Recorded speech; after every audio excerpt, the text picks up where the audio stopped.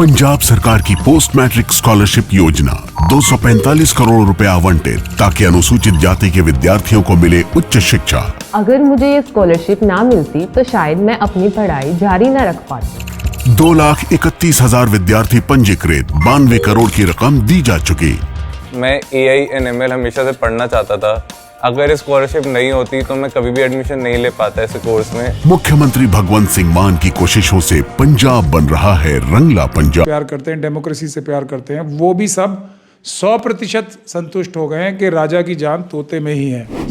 आप चुनाव आयोग की बात मत माने, मतलब जनता जो कि मेन स्टेक होल्डर है इलेक्शंस की और देश की, मेरी बात नहीं माने, आप राजीव कुमार जी की बात ना माने, आप अपनी आंखों से देखें और फिर फैसला करें कि चुनाव क्या कानून के अनुरूप हुए, निष्पक्ष हुए या नहीं हुए। इस राजा जो बैठे हैं बन के प्रधानमंत्री के पद पे, उनकी जान पूरी तरीके से ईवीएम नाम के तोते में ही है। ईवीएम हट जाएगी तो ये जो नरेंद्र मोदी साहब हैं, बीजेपी है, आरएसएस समर्थित जितने भी कैंडिडेट हैं, वो अपनी जमानतें बचाने के लिए भी अक्षम हो जाएंगे।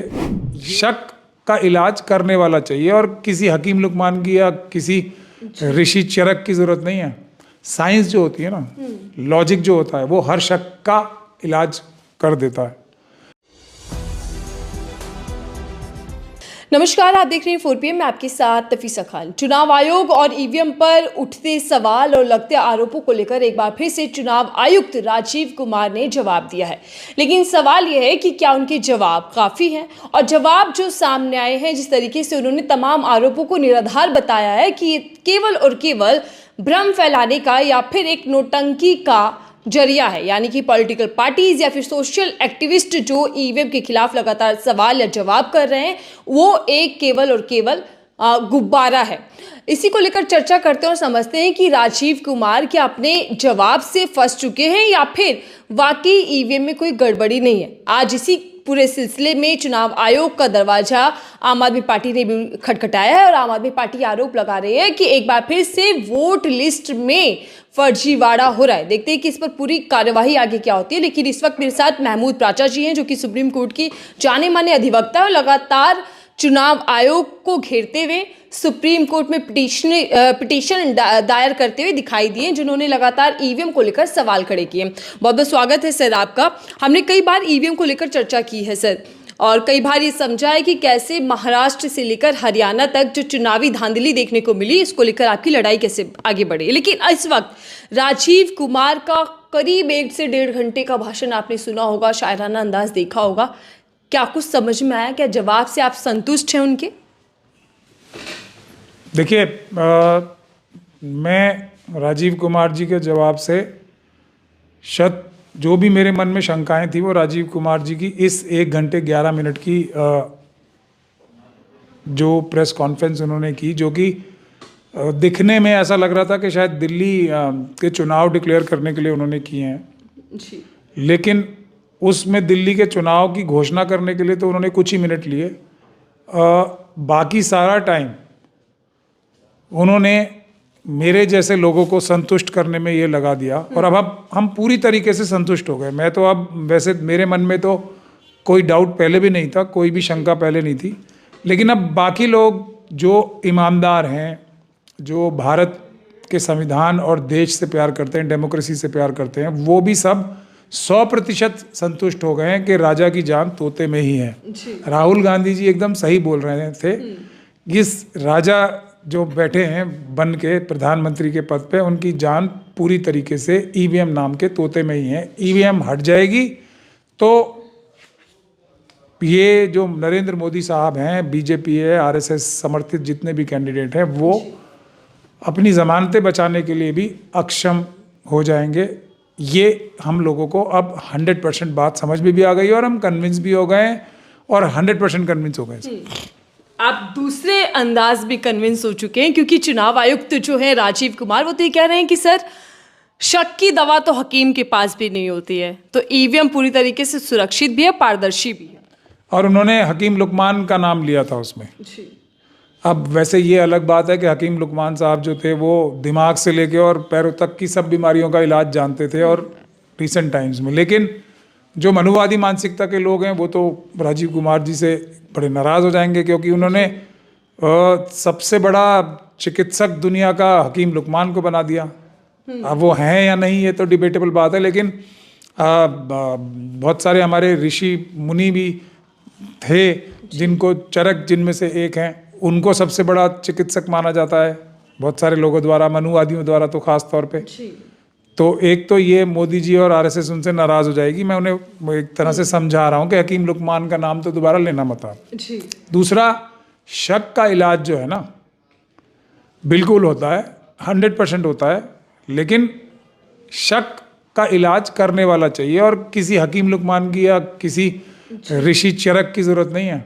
साइंस जो होती है ना, लॉजिक जो होता है, वो हर शक का इलाज कर देता है।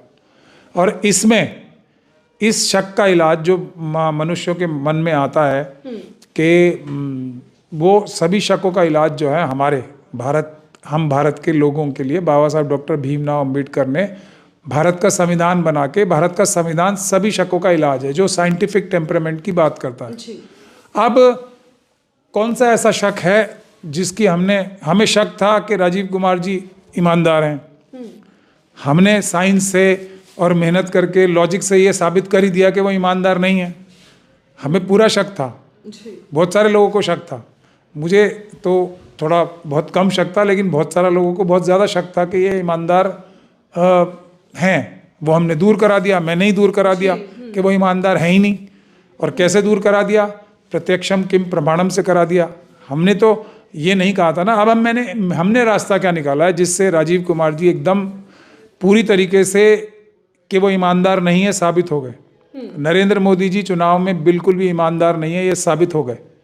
कैसे? हमने क्या कहा कि आप मेरी बात नहीं माने, आप चुनाव आयोग की बात मत माने, मतलब जनता जो कि मेन स्टेक होल्डर है इलेक्शंस की और देश की, मेरी बात नहीं माने, आप राजीव कुमार जी की बात ना माने, आप अपनी आंखों से देखें और फिर फैसला करें कि चुनाव क्या कानून के अनुरूप हुए, निष्पक्ष हुए या नहीं हुए। उसके लिए मैंने बहुत भाग दौड़ की, बहुत सारी पिटिशंस लगाई, मुझ पे भी फाइन हुए, मगर एक अकेले हम बचे हैं जिनकी पिटिशंस कामयाब हो रही हैं अदालतों में। तो अल्टीमेटली एक ऑर्डर ऐसा आ गया जिसमें 90 की 90 हरियाणा की सीटों की वीडियोग्राफी देनी थी। तो राजीव कुमार जी ने मना कर दिया कि मैं नहीं दूंगा, और गए मोदी जी के पास, और मोदी जी ने एक कानून में ही तब्दीली ला दी। तो इससे क्या साबित हो गया कि ये वीडियोग्राफी में कुछ गड़बड़ थी, इसलिए नहीं दे रहे। चुनाव में इन्होंने बहुत बड़ी गड़बड़ की है, इसलिए ये बिल्कुल नहीं देना चाहते। उसके लिए ये कानून बदलने की हद तक आ गए, जबकि अदालत ने फैसला कर दिया।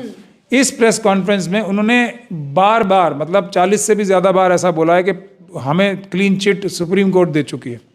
तो मैंने भी तो एक कोर्ट का ही ऑर्डर लाया ना कि वो जो क्लीन चिट आपको मिली थी वो क्लीन चिट थी या डर्टी चिट थी, वो अपनी आंखों से सब देख लें। आपने कोर्ट को आज तक झूठ बोला था, धोखाधड़ी की थी कोर्ट से या फरेब किया था वो क्लीन चिट, कथित क्लीन चिट लेने के लिए, या ईमानदारी से क्लीन चिट ली थी, वो दुनिया देख लेगी। तो आपने कानून ही बदल दिया। लेकिन अब फिर वही है ना, चोर के तो पैर नहीं होते। मैं ऐसा नहीं कह रहा राजीव कुमार जी को डायरेक्ट चोर नहीं बोल रहा हूँ मैं, लेकिन एक वो है फिगरेटिवली स्पीकिंग, क्योंकि वो बार बार हकीम लुकमान का नाम ले रहे हैं। तो फिगरेटिवली स्पीकिंग मैं भी एक शेर सुना देता हूँ। जी सर। जो चुप रहेगी जुबान खंजर, लहू पुकारेगा आस्ती का। तो उनके साथ ऐसा हो गया। अब उन्होंने क्या कहा वहाँ पे, 2 लोगों के नाम लिए उन्होंने, एक एलन मस्क साहब का, उनका भी मैं बता दूंगा, और मतलब नाम नहीं लिया, इनडायरेक्टली रेफर किया, और एक मुझे इनडायरेक्टली रेफर किया है, ये हरियाणा की जजमेंट की वजह से। क्या कहा है मेरे बारे में कि जो व्यक्ति ये मांग रहे हैं उनको 3,600 साल लग जाएंगे ये वीडियोग्राफी देखने के लिए। कौन सी वीडियोग्राफी देखने के लिए? जो पोलिंग बूथ के अंदर की सीसीटीवी फुटेज होती है, सिर्फ वो 3600 साल लग जाएंगे। तो इसमें ना देने की क्या वजह है ये बताएं आप। मतलब वो क्यों परेशान हो रहे हैं मेरी परेशानी से? मैं 3600 साल लगाऊं या 36 मिनट में से उसमें से सारी अच्छी चीज़ें निकाल के या बुरी चीज़ें निकाल के दुनिया को दिखा दूं? उनको क्या परेशानी है? लेकिन वो इतनी हल्के आर्गुमेंट्स देते हैं जिसके मुझे हंसी भी आती है और दुख भी होता है कि ये व्यक्ति भारत के एक संवैधानिक पद पे बैठे हैं। अगर यही मैं काउंटर सवाल उनसे पूछ लूं कि अगर वो अकेले मुझे जैसे कह रहे हैं ना, मैं अकेले वीडियो देखूंगा तो 3600 साल लग जाएंगे, अगर वो अकेले पूरे देश में चुनाव कराने निकल जाएंगे तो उन्हें तो 5000 साल से भी ज़्यादा लग जाएंगे। तो उसके लिए वो भी तो बताते हैं ना, मेरे पास और सहयोगी हैं, मेरे पास लाखों सहयोगी होती है उसकी जिसकी मदद से मैं चुनाव कराता हूँ। अकेले तो उनको 5000 साल लग जाएंगे पूरे देश में चुनाव कराने में। उसी तरीके से पूरा देश में मैं तो वीडियो दे दूंगा ना सबको। जो राजीव कुमार जी बोलते हैं ना कि चुनाव का मुख्य हमारा मूल मंत्र क्या है कि चुनाव सुरक्षित हैं, डिस्क्लोजर डिस्क्लोजर डिस्क्लोजर बोलते हैं ना वो, तो डिस्क्लोजर ही तो मैं कर दूंगा सारा इन वीडियो के माध्यम से। अच्छा, मैंने तो इतनी बड़ी बात कह दी, चलिए आपने ये भी गैरकानूनी रूप से कहा है कि मैं और झूठी वजहें बताई हैं, उसको मैं लॉजिकली डिस्क्रेडिट कर सकता हूं, लेकिन मैं उस बहस में जाना ही नहीं चाहता। आप कह रहे हो ना बूथ में देने से बड़ी प्रॉब्लम हो जाएगी, लोगों की निजता का हनन हो जाएगा, जैसे आपको बहुत चिंता है निजता की लोगों के, तो और मोदी जी को भी बहुत चिंता है निजता की लोगों की, इसीलिए तो सबके डेटा कोरोना वायरस के टाइम पे और सब टाइम पे लेके एक, और अब बाद में कानून ला रहे हैं निजता डिजिटल और डेटा प्रोटेक्शन का, तो वो मत दो आप मुझे। यही तो कहा है उन्होंने कि बाकी सब हम देने को तैयार हैं, चलिए बाकी सब दे दीजिए, उसी से दूध का दूध और पानी का पानी हो जाएगा। मगर सच बोलना भी तो सीख लीजिए, कभी तो सच बोल लीजिए। अब आपने कहा है ना तो दे दें। तो महमूद प्राचा जी, जिन वीडियोस की मांग आप कर रहे हैं, अगर वो पब्लिक डोमेन में आ जाती है तो ऐसा क्या डर है, ऐसा क्या बड़ा खुलासा हो जाएगा जिसको लेकर इतनी चिंतन सरकार या फिर चुनाव आयोग है कि वीडियोस नहीं देना है?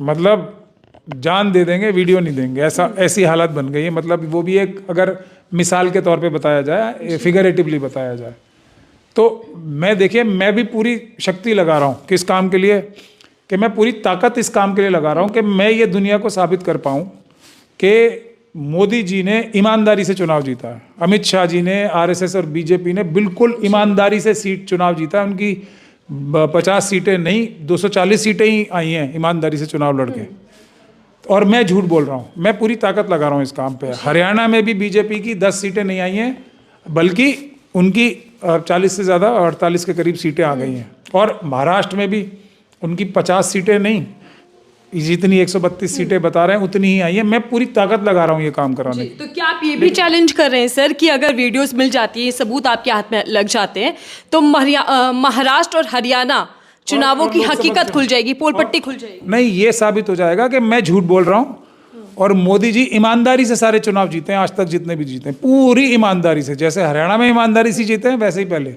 लेकिन अब पता नहीं चुनाव आयोग और मोदी जी स्वयं क्यों नहीं चाहते कि उनकी सच्चाई दुनिया के सामने आए।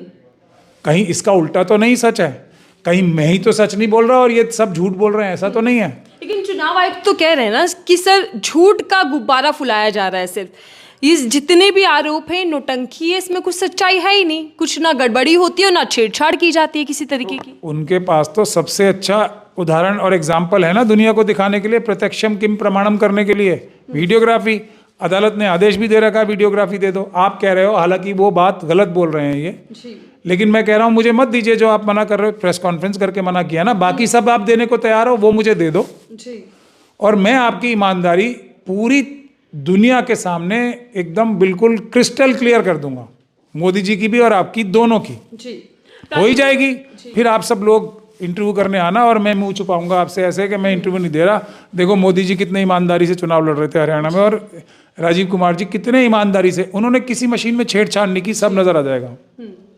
तो ईमानदारी का सर्टिफिकेट मिल जाएगा एक तरीके से, उनको मिल जाएगा। मैं देना चाह रहा हूं उन्हें, मैं पूरी जान लगा रहा हूं कि मैं तो उनको ईमानदार। आप ये जो पूरी कोशिश कर रहे हैं, इसकी उम्मीद कब तक है? वो पूरी ताकत लगा रहे हैं कि वो ईमानदार साबित ना हो सके, और मैं पूरी ताकत लगा रहा हूं कि वो ईमानदार साबित हो जाएं किसी भी प्रकार से। तो फिर इस लड़ाई में ईमानदार और बेईमान वाली लड़ाई जो आप लड़ रहे हैं, कितनी आगे बढ़ चुकी है और कब तक ये पूरा खुलासा जनता के बीच हो जाए? अभी तो 20 तारीख तक का टाइम है, अदालत ने दिया है, देना तो पड़ेगा। मतलब ये छुपेगी नहीं कि मोदी जी ने ईमानदारी से चुनाव जीते हैं सारे या बेईमानी से, ये बात छुपने नहीं दूंगा। ये एक अम्बेडकरवादी का कॉल और ये वादा है देश की जनता से, मैं छुपने नहीं दूंगा, ये बात तय है। अगर मैं जिंदा हूं तो पेपर बैलेट से ही चुनाव होंगे, और ये चुनाव में कितनी ईमानदारी से चुनाव होते हैं, कितनी गड़बड़ी धांधली होती है, ये पूरा दुनिया देखेगी, ये मेरा वादा है।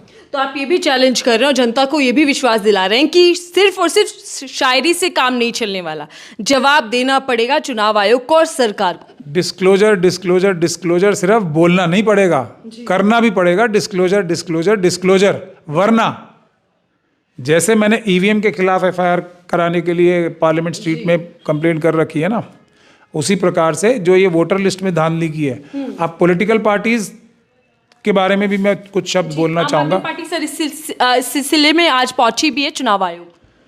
देखिए, अब ये सिर्फ चुनाव आयोग को तो मैं खुद ही ईमानदार साबित करने की चेष्टा कर रहा हूँ, इतनी ताकत लगा रहा हूँ। वो ईमानदार साबित ही नहीं होना चाह रहे, वो पूरी ताकत लगा रहे हैं कि मैं उन्हें ईमानदार साबित ना कर पाऊँ। अब उसी जो व्यक्ति खुद ही ईमानदार साबित नहीं होना चाह रहे, उनके पास अरविंद केजरीवाल जी जाएं या कांग्रेस पार्टी जाए एक चिट्ठी लेके, तो वो क्या कोई ईमानदारी से काम कर पाएंगे? तो ये एक ऐसा हो गया कि कोई आदमी जो खुद ही गलती कर रहा हो, उसी के पास जाके उसकी शिकायत की जाए, तो इसका कोई अर्थ नहीं है, इसका कोई मतलब नहीं है, और ये किसी एक रिजल्ट तक नहीं पहुंचेगी बात। इसमें जो मैं बार बार कांग्रेस पार्टी से भी कहता हूं और अब अरविंद केजरीवाल जी से भी कह रहा हूं कि हमने, और उनको भी वैसे यही करना चाहिए था, कि हमने ना एक पुलिस स्टेशन में कंप्लेंट कर दी है। ये कानूनी रूप से बहुत बड़ा अपराध है वोटर लिस्ट में गड़बड़ी करना, और चुनाव आयुक्त और उनके जो सिखाए हुए जो एजेंट है ना, आरएसएस और बीजेपी के, जो अपने आप को बहुत बड़े बड़े एक्सपर्ट बन के जो टेलीविजन्स पे आ रहे हैं और ये कह रहे हैं कि, और उनमें एक कुरैशी साहब हैं बहुत बड़े वाले, उनका भी मैं आज भी कोई किसी ने मुझे इंटरव्यू भेजा तो मैं देख रहा था, वो ये कह रहे थे कि ये जो वोटर लिस्ट में है ना, चुनाव आयोग को बुरा कहना बुरी बात नहीं है, उनको बुरा नहीं कहना चाहिए, ठीक है, क्योंकि ये पॉलिटिकल पार्टीज का काम है। आपके कार्यकर्ता सो रहे हैं क्या कि अगर चुनाव आयोग के जो कर्मचारी हैं वो ठीक काम नहीं कर रहे, तो पॉलिटिकल पार्टीज तो होती इसलिए है कि उनकी गलती पकड़ें और वोटर्स को उनका अधिकार यानी कि वोट देने का अधिकार दिलाएं। ये इतना बड़ा झूठ कुरैशी साहब बोल सकते हैं। इस किताब के अंदर जो प्रावधान हैं, जो पूरे रूल्स बने हुए हैं, तो उसके खिलाफ जाके कुरैशी साहब जैसे लोग बोल सकते हैं, तो अब मैं उन्हें आरएसएस का एजेंट ना कहूं तो क्या कहूं, ये बता दीजिए कि वो कम से कम ये तो पढ़ लें जो रूल्स बने, जो रजिस्ट्रेशन ऑफ इलेक्टर्स रूल्स 1960 में जो बने, एक बार कि कितना बड़ा अपराध है, किसी और की जिम्मेदारी नहीं है, चुनाव आयोग के कार्यकर्ताओं की जिम्मेदारी है। कुरैशी साहब को बता रहा हूं मैं, अगर कभी वो आपसे इस बात के लिए तैयार हो जाएंगे मुझसे डिबेट करें, हालांकि वो नहीं करेंगे क्योंकि वो तो कोई भी आरएसएस के टच का व्यक्ति होता है ना, तो मुझसे बहुत दूर भागता है वो। और बीजेपी भी आपसे क्या डरने लगी है, क्योंकि महाराष्ट्र सीएम आपने देखा होगा कैसे कि विधानसभा में वो आप पर हमला करते हैं। नहीं, वो तो हमारा प्रेम है, अमित शाह जी और हमारा प्रेम है बहुत ज़्यादा, और आरएसएस और बीजेपी के जितने भी बड़े बड़े लोग हैं उनसे मेरा सबसे ज़्यादा प्रगाढ़ प्रेम है। वो मुझसे बहुत ज़्यादा प्यार और लगाव रखते हैं, किसी भी हालत में किसी भी कीमत पे वो मुझे फिनिश करना चाहते हैं, या तो जेल भिजवाना चाहते हैं या चाहते हैं। ये तो हमारा म्यूचुअल लव एंड अफेक्शन है। मैं उन्हें जेल भिजवाना चाहता हूँ सबको, वो मुझे जेल या ऊपर भिजवाना चाहते हैं, ये है। ऊपर मैं उनको नहीं भिजवाना चाहता, क्योंकि मैं चाहता हूँ कि वो पूरी दुनिया के सामने एग्जाम्पल बने और वो जेल जाएं भारत के संविधान और कानून के तहत, और लंबे समय तक जेल में रहें। तो उस पर तो क्या चर्चा की जाए, मगर मैं कुरैशी साहब के बारे में आपको बताना चाहता हूँ कि ये जब कानून ये कहता है कि पूरी जिम्मेदारी इलेक्शन कमीशन की है, कर्मचारियों को तनख्वाह मिलती है, स्पेशल पैसे मिलते हैं एक्स्ट्रा, और वो नहीं करते, अगर वोटर लिस्ट में गड़बड़ी होती है, जैसा अरविंद केजरीवाल जी और आम आदमी पार्टी सबूत दे रहे हैं कि उनकी कॉन्स्टिट्यूंसीज में से जो लोग हैं जो 1, 2, 3, 4, 5 बार वोट दे चुके हैं, तो उनके वोट कट गए, और चुनाव जो बीएलओ होते हैं चुनाव आयोग के, उनकी जिम्मेदारी आती है सारी। कैसे कट गए? 18 साल के जो वोटर्स हैं ना, उनके नाम नहीं चढ़े तो बीएलओ की जिम्मेदारी आती है और उनके अधिकारियों की जिम्मेदारी आती है। तो किसी बहानेबाजी से काम नहीं चलने वाला, पॉलिटिकल पार्टीज को तो बुरा कह के काम नहीं चलने वाला। जिम्मेदारी आपकी है और आप लोग जेल जाओगे, ये हमने कंप्लेंट की है इसीलिए। और मैं अरविंद केजरीवाल जी से भी यही कह रहा हूँ कि ये मजबूत कानूनी कार्रवाई करनी पड़ेगी। कांग्रेस पार्टी से भी हम बार बार ये कह चुके हैं कि ये आप चिट्ठियां मत लिखिए, फर्क नहीं पड़ने वाला उन्हें, आप कानूनी कार्रवाई किए। अब हमें पता है कि हमारी पुलिस तो अमित शाही पुलिस के जो भ्रष्ट अधिकारी हैं वो कुछ नहीं करेंगे, तो हमने फौरन अदालत का भी दरवाजा खटखटा दिया है। ठीक है, आपने एक ही साथ दोनों कंप्लेंट मतलब थाने में भी दे दी और अदालत फौरन बात, क्योंकि उन्होंने कुछ कार्रवाई नहीं की। हमने 2 तारीख को कंप्लेंट की थी, तो जब अब आज 10 तारीख को 9 तारीख होने को आ गई, तो हमने अदालत में भी लगा दिए। हम किसी भी कानून तोड़ने वाले को छोड़ेंगे नहीं, खास तौर पे जेल भिजवा के ही छोड़ेंगे उसे, खास तौर पे जो अधिकारी हैं, अगर वो कानून तोड़ते रहेंगे। उनके पास एक ही रास्ता है अम्बेडकरवादियों से बचने का, और वो है कि वो ईमानदारी से अपनी ड्यूटी करें। जो संविधान कहता है और जो ये किताब कहती है उसको ध्यान से पढ़ें, किसी राजनीतिक आका का कहने में ना आए, किसी राजीव कुमार जी या अपने जो ऊपर भ्रष्ट अधिकारी हैं उनकी बात ना माने, क्योंकि जवाब आपको देना पड़ेगा। ये लोग तो कल रिटायर हो जाएंगे, चले जाएंगे, देश छोड़ के भी जा सकते हैं, कहाँ जा सकते हैं। आप लोग क्योंकि संविधान से बंधे हुए हो, ईमानदारी से काम करो। मैं आपको बता रहा हूँ, उनको वोटर लिस्ट को ठीक करो, अभी भी टाइम है, अभी भी टाइम है। जी प्राचा जी, जिस तरीके से आपने देखा कि चुनाव आयोग ने कोई खासा जवाब तो नहीं दिया अपने ऊपर जो आरोप लगे उनको लेकर, लेकिन आप ये भी चैलेंज कर रहे हैं कि ईवीएम की जगह बैलेट पेपर से चुनाव करवाकर मानता दिल्ली के अंदर अगर पॉलिटिकल पार्टीज आपका साथ देते। इसी के साथ आपने कई याचिकाएं भी लगा दी हैं। क्या उम्मीद की जाए, क्योंकि सुप्रीम कोर्ट आप पहुंच चुके, चुनाव आयोग पर भी आप कई बार याचिकाएं लगा चुके हैं, शिकायतें दर्ज करा चुके हैं, लेकिन अब क्या उम्मीद की जाए कि कब तक चुनावी प्रक्रिया जो है वो निष्पक्ष तरीके से होगी?